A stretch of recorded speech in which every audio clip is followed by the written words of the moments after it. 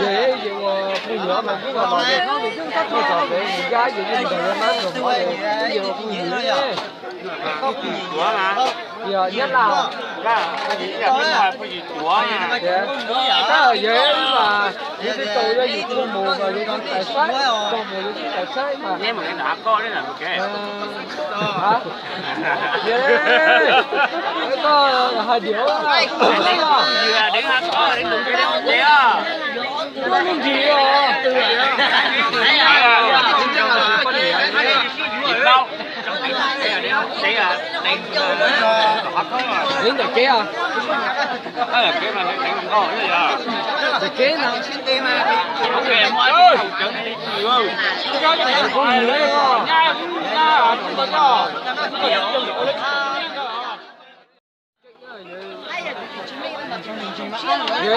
cái đỏ về cái mũi á cái bộ phim gì cái mùi sọt để có bây giờ tôi phim nó sẽ là do cái cũng là nói nói tối độ nói gì cái phim gì mà cái phim gì họ còn nó mấy con gió hay cái nữa cú thế cho cái giá là dịch thêm nhưng mà mình sẽ tài cái phim gì mình tài sai mà mình sẽ tài mình cho sai mà vì tự nhiên mà mình cho có gì trái mà vì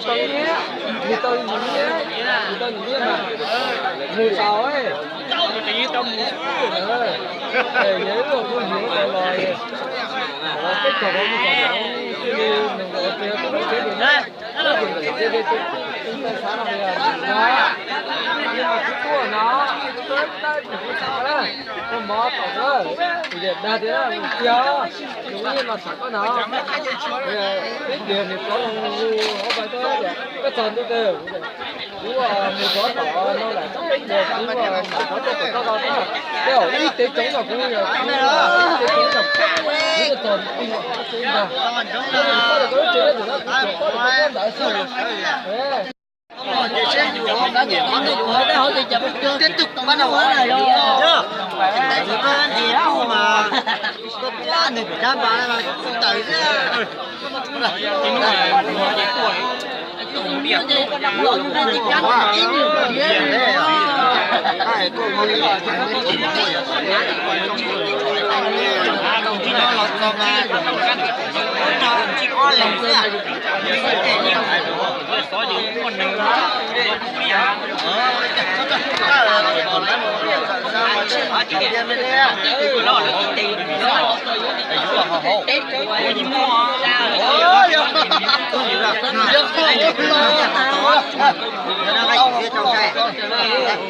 cũng on đi luôn vào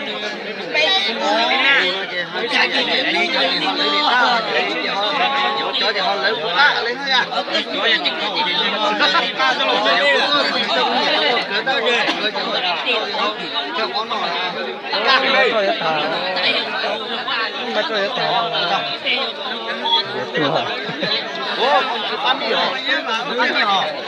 còn đâu nữa vấn đề là cái chọn mà thì ba tiếng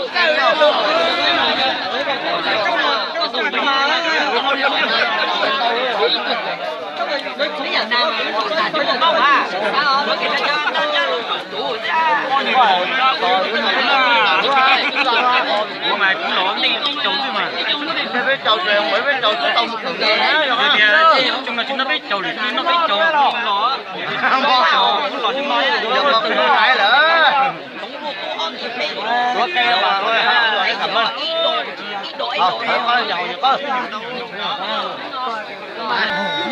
sang chả có riêng con tránh tung nó ra đây là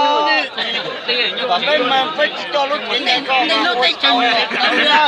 nó có một tờ tết thời chưaรู้เลยkhông có còn nên để chờ nó cho nó cái chai của cho nó để chờ cái chai nữa giờ thì có một tờ mấy cái chai bây giờ mấy cái kia bây giờ nó là sửa để chờ đi tàu giờ sáng nhau tự ô lên không ra giá chưa ô lùn lùn muốn tao làm mặt mai kịp cái này nồng đó lực gia đình con sen linh rồi mình chơi đây không Coi chứ nó lại cả đấy chứ. Anh có chút rồi thế là. Bây giờ. Đi. Ra. Mày kéo bây giờ. Mày mà. Chưa tấu nào mày đùa chứ. Hỏi chị cho nó có tàn lòng con những ba con nhỏ pha chị đi. Ôi, ok. 4년 된 대인견 그 파티면 내가 또 이제 또 얘기해 봐. Ôi giời. 또 괜히 또 체인 야 근데 nó pin đi nghe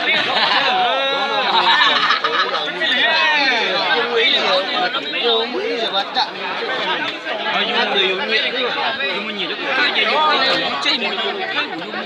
Thế còn mình chơi chả lên chơi tay mình chỉ kềnh cua thôi. Nhá, chỉ xế ở cho ta đấy. Hay lo mà cái to này đấy.